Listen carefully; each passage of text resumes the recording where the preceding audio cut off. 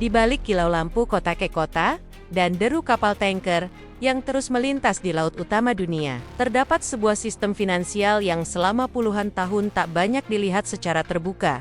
Sistem yang menghubungkan harga minyak, persediaan dolar Amerika Serikat, dan struktur keuangan global. Sistem itu dikenal dengan nama petrodolar. Sebuah mekanisme yang menjamin bahwa transaksi minyak besar-besaran dilakukan dalam dolar, yang memberi AS keunggulan finansial dan strategis. Sistem petrodolar muncul pada awal 1970-an, ketika Amerika Serikat menutup konvertibilitas dolar ke emas, dan dunia bergerak menuju mata uang yang mengambang nilai tukarnya. Dalam kondisi itu, kerjasama dengan Saudi Arabia memberi fondasi pada praktek di mana minyak dijual dalam dolar, dan negara penghasil minyak mendaur ulang kelebihan dolar mereka ke dalam surat berharga RSS. Dengan demikian, permintaan global terhadap dolar tetap kuat, bukan hanya untuk perdagangan barang, tetapi untuk energi yang menjadi bahan bakar utama ekonomi modern.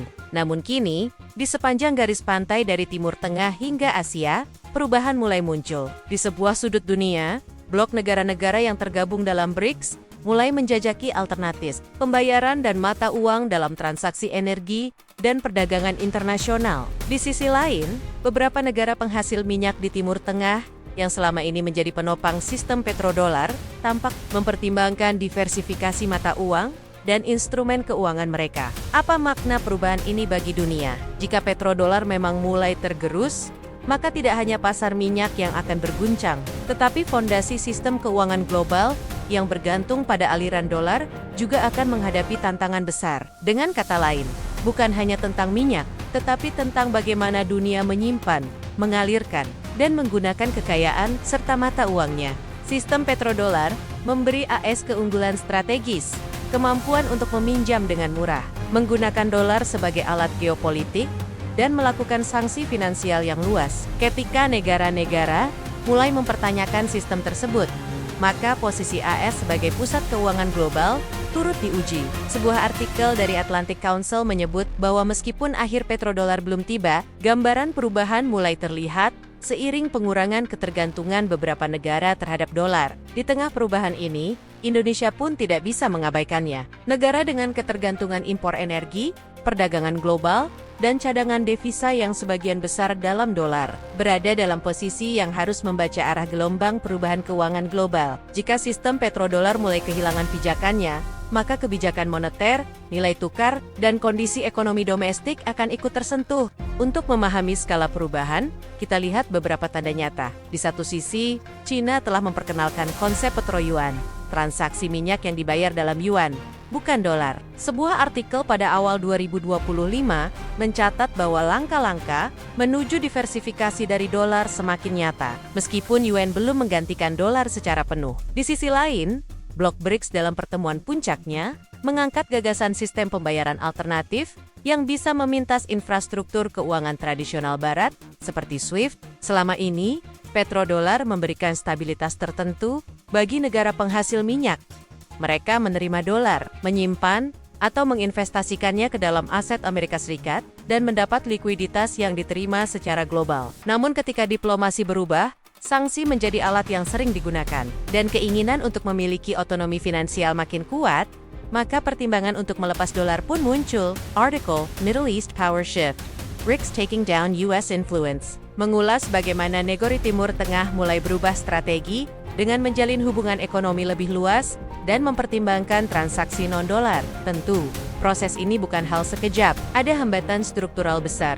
Likuiditas pasar dolar AS sangat tinggi. Infrastruktur keuangan global dibangun di atas standar dolar, dan kepercayaan internasional terhadap instrumen keuangan Amerika Serikat tetap kuat. Sebuah tulisan di Modern Diplomacy menyimpulkan bahwa dunia kemungkinan menuju sistem multimata uang, bukan penggantian penuh dolar dalam waktu dekat. Kita dapat membayangkan beberapa skenario. Yang pertama, dolar tetap mendominasi, tetapi blok-blok alternatif semakin kuat, sehingga permintaan terhadap dolar perlahan melemah. Yang kedua, sistem keuangan global terfragmentasi, dengan beberapa kawasan yang melakukan transaksi dalam mata uang lokal atau alternatif, sementara dolar tetap dipakai antar kawasan besar. Yang ketiga, revolusi keuangan besar dengan CBDC, Central Bank Digital Currency, atau sistem pembayaran baru, yang menggantikan prosedur tradisional, transaksi energi, dan perdagangan lintas batas. Semua ini memerlukan waktu, tetapi benih perubahan sudah ditanam.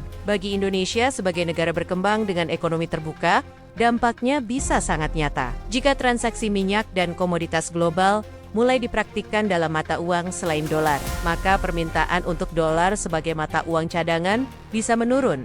Ini akan menekan nilai tukar, berdampak pada inflasi, dan mempersempit ruang kebijakan moneter. Pada situasi yang kurang menguntungkan, negara yang belum mempersiapkan diri bisa mengalami tekanan fiskal atau likuiditas. Namun ada sisi peluang. Apabila Indonesia mampu mengintegrasikan dirinya dalam jaringan keuangan alternatif, memperkuat kerjasama mata uang lokal dengan mitra dagang, dan mengembangkan sistem pembayaran digital antar negara, maka negara kita bisa mendapat keuntungan dalam era multipolar yang muncul. Jamak diskusi bahwa negara-negara global selatan yang lebih mandiri secara finansial akan lebih siap menghadapi guncangan sistem keuangan.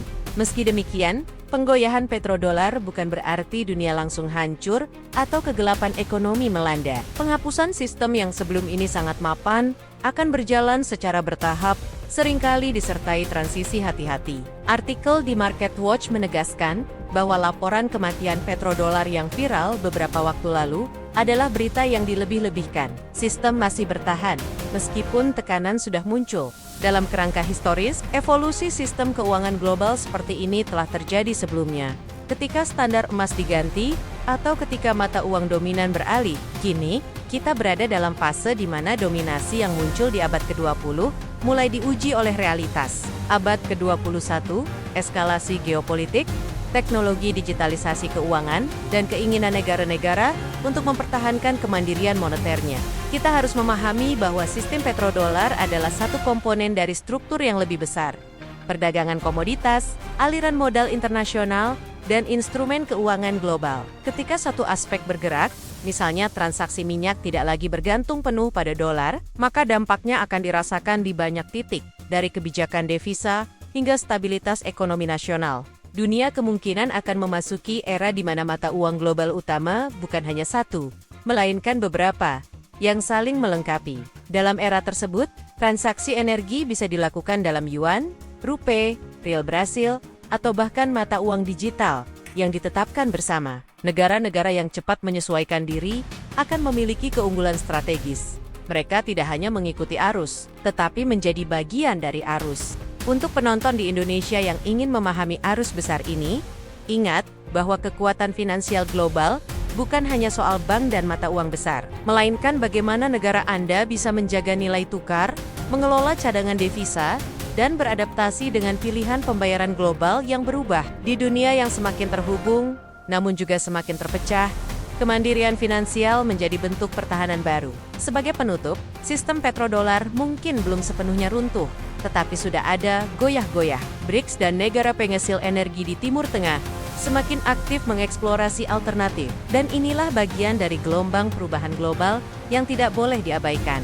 Dunia mungkin tidak akan bangun esok pagi dengan sistem baru yang sepenuhnya berbeda, tapi esok lusa bisa saja lebih dekat ke tatanan baru daripada yang kita kira.